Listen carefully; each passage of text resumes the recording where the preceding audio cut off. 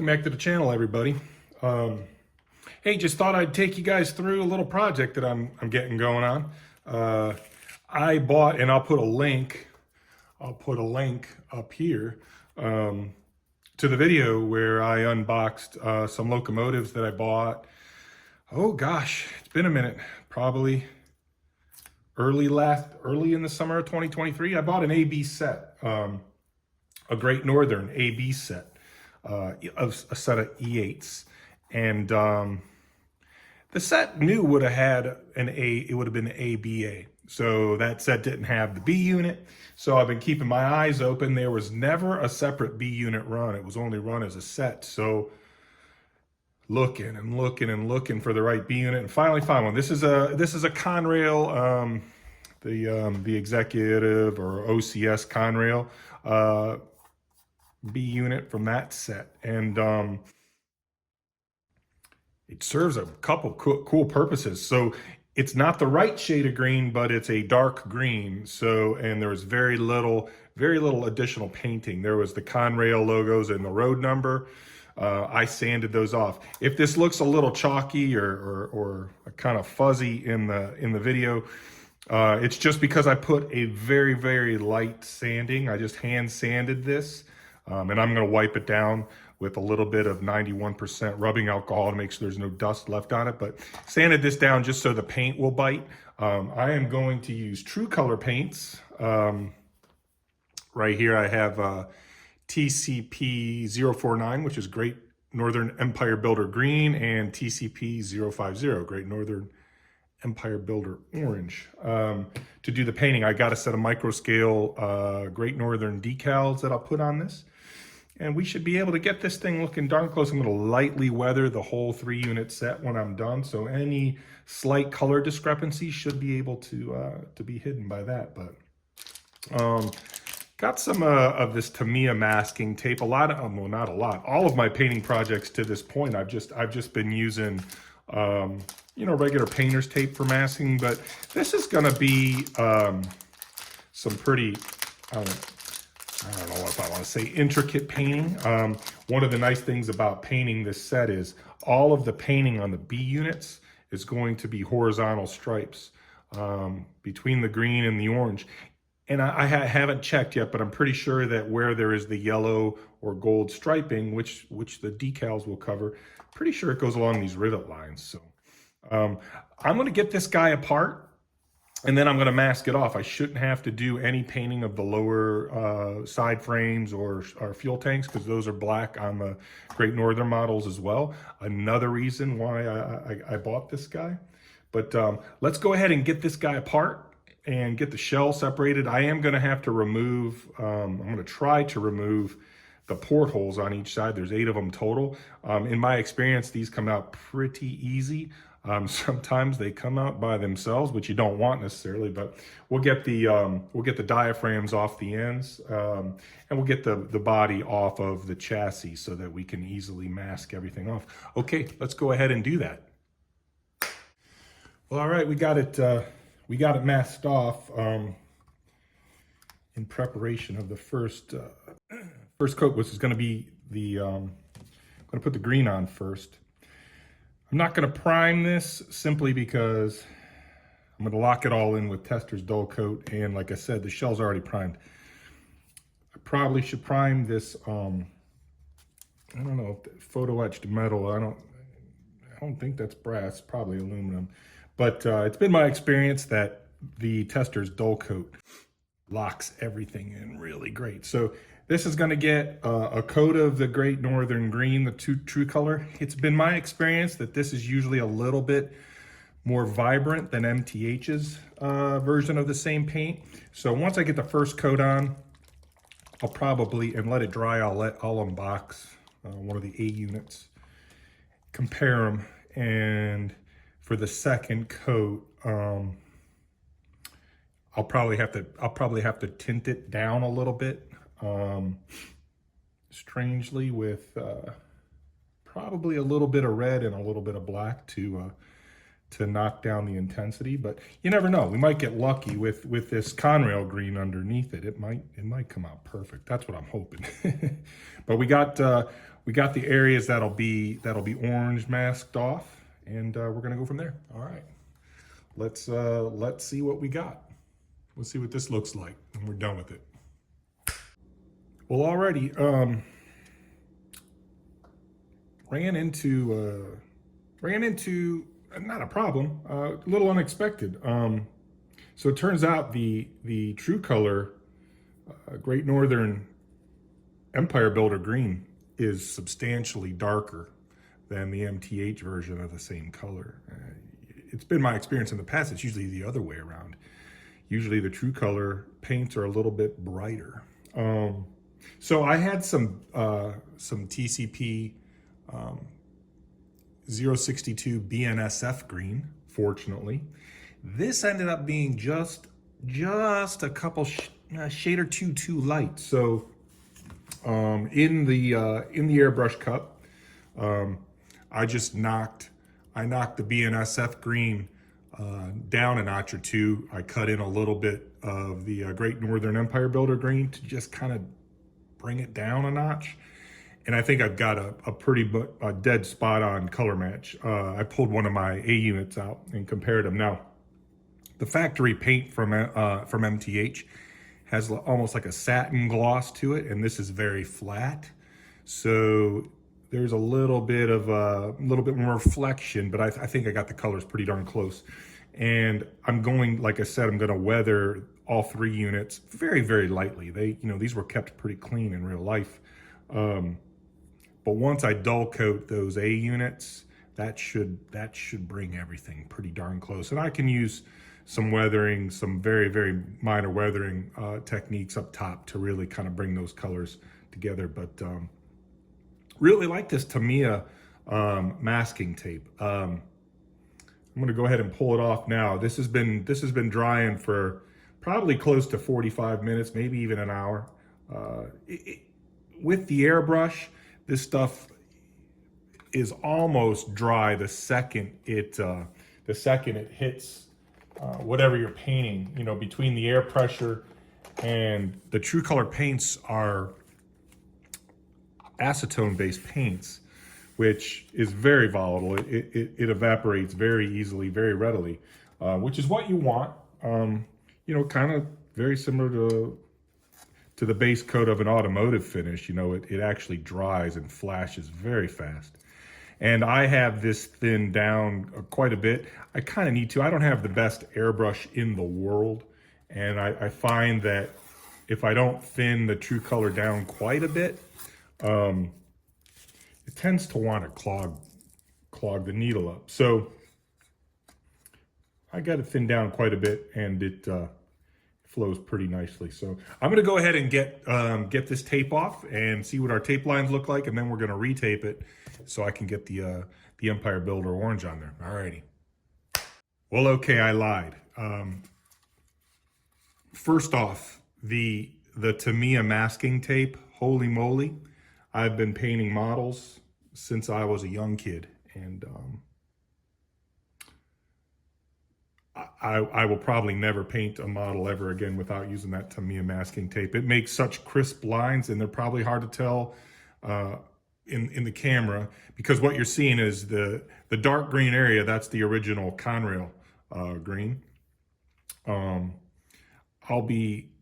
I've decided, instead of masking over, I'm going to dull coat this whole thing and let it just cure overnight. And then tomorrow, once I'm done with work, I'll come back in and tape it all off. That Tamiya tape pulls off very easily. It does a great job. I got the portholes. The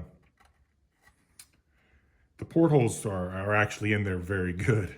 So I went ahead and taped off all the portholes. I used the blue painter's tape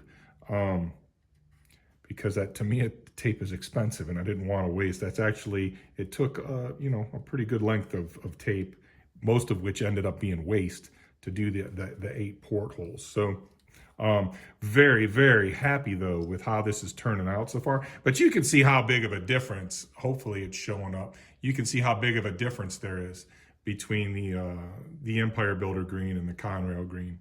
But I do think the Handrail green gives a really nice sort of, essentially a primered surface.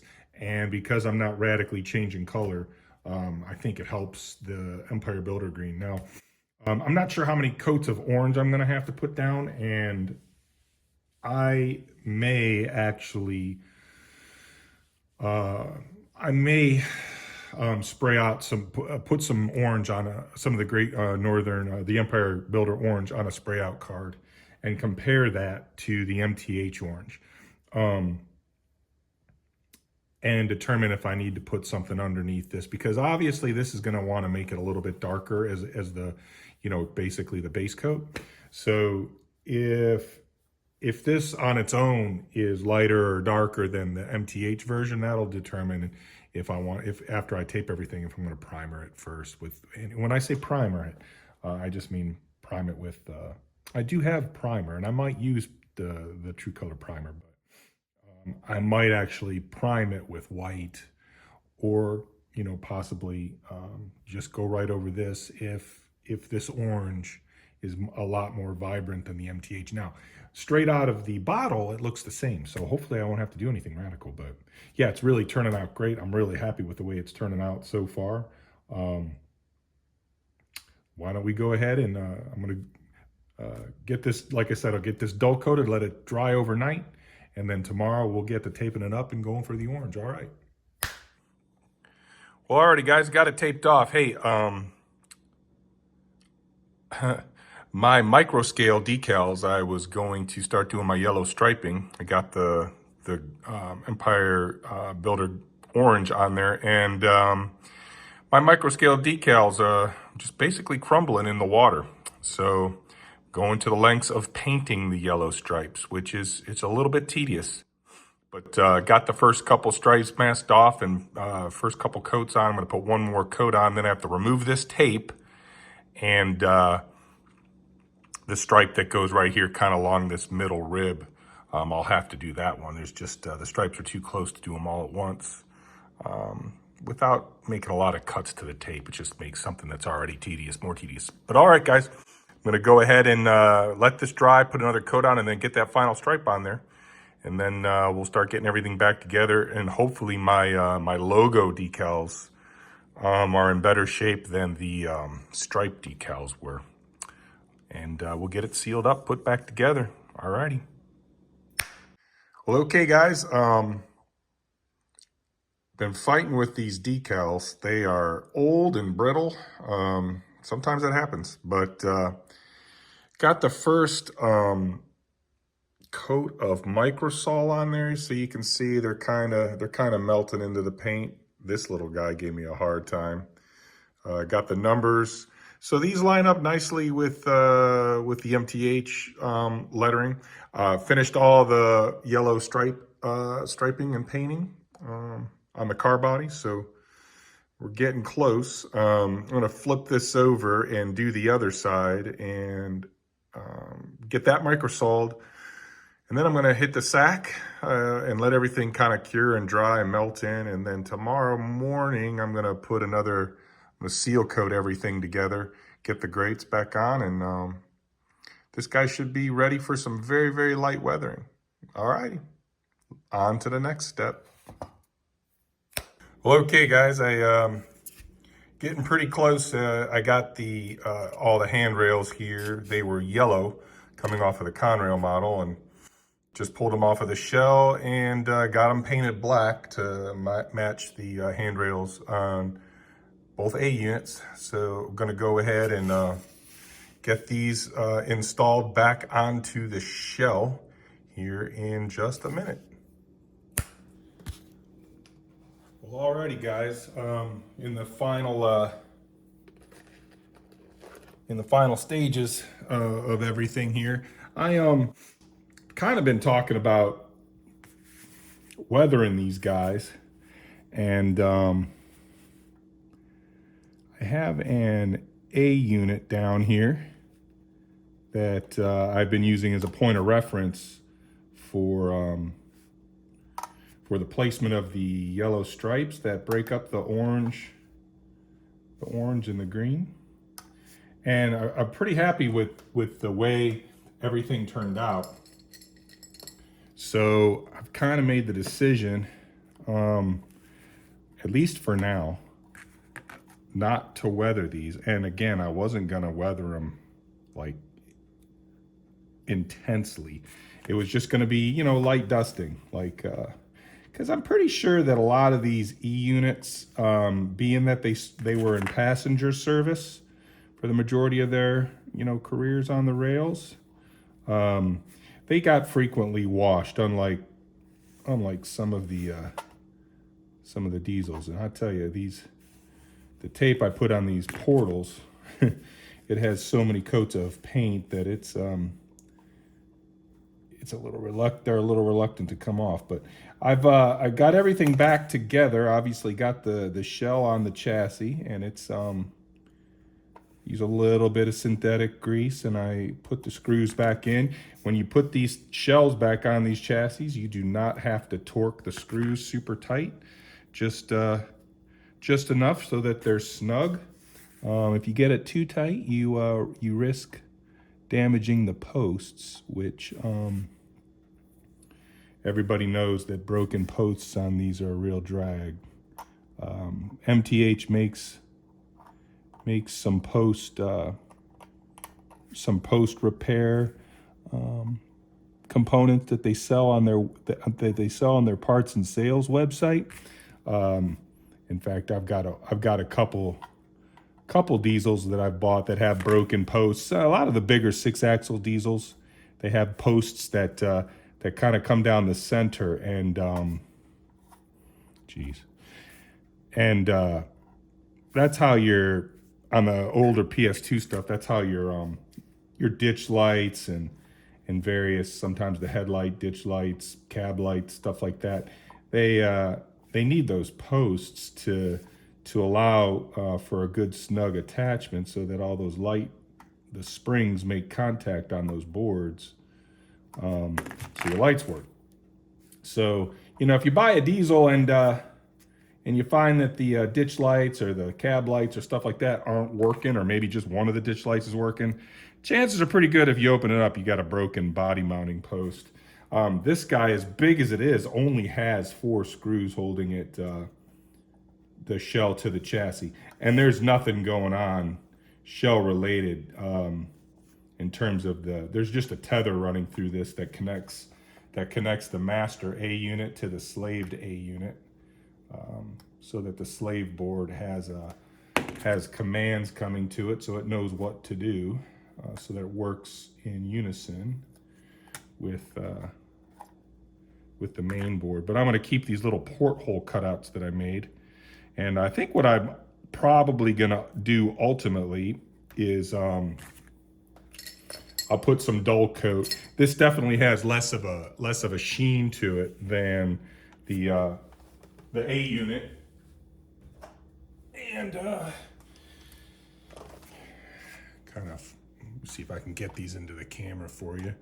So for the reference, here is one of the A units. It's got the foams in there, but the color match is pretty darn good. The sheen is a little bit different because, again, the MTHs, they come with sort of like a satin finish. So I might I don't know, I might either hit this with a satin, a coat of satin, or I might hit the 2A units with dull coat. I'll give that some thought, but I'm probably going to run these together, and you know, there's no advantage to making rapid decisions, right? But I'll figure out which way I want to go. But yeah, really happy with the way this turned out. You know, even though Great Northern didn't own any E8s, and in consideration of the fact that the E7s they owned did not have B units, this is a complete fantasy, you know, set of power for Great Northern. But the microscale decals turned out really nice. Several coats of microsol really allowed that Great Northern and the numbers to sort of melt into the paint. Very happy with the way that turned out. The MU hoses on the ends of these are rubber. And when I took them off, a couple of them, the little tabs, they ripped off because I couldn't get them to come out of the hole in the shell. And then trying to put them back in, you know, the rubber does not, I don't know how they get these things in when they're brand new, but I had to just open the holes up a little bit with a drill. I got a small pin vise drill, modeler's drill, and bit set. And I used these to just open the hole up a little bit. And really all I was doing was removing the paint. And those guys went back in there pretty easy. Probably a little bit too easy. So I'm probably gonna pull them back out and just put the smallest touch. I'll probably just use a little bit of either Mod Podge or maybe tacky glue. Don't want to use anything over the top like super glue.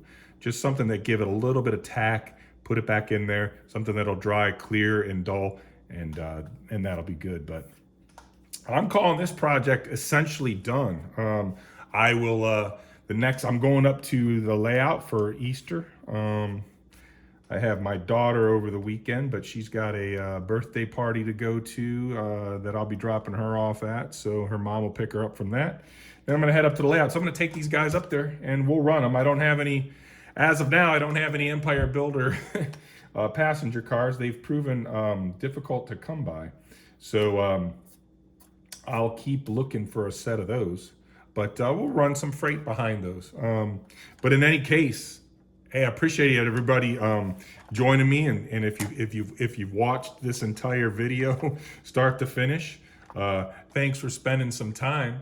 I hope you enjoyed walking through the whole process on this, and I'm very happy with the finished result. Can't wait to get them on the layout. But in any case, hey, hope everybody's having a great day, and it is Wednesday today, so.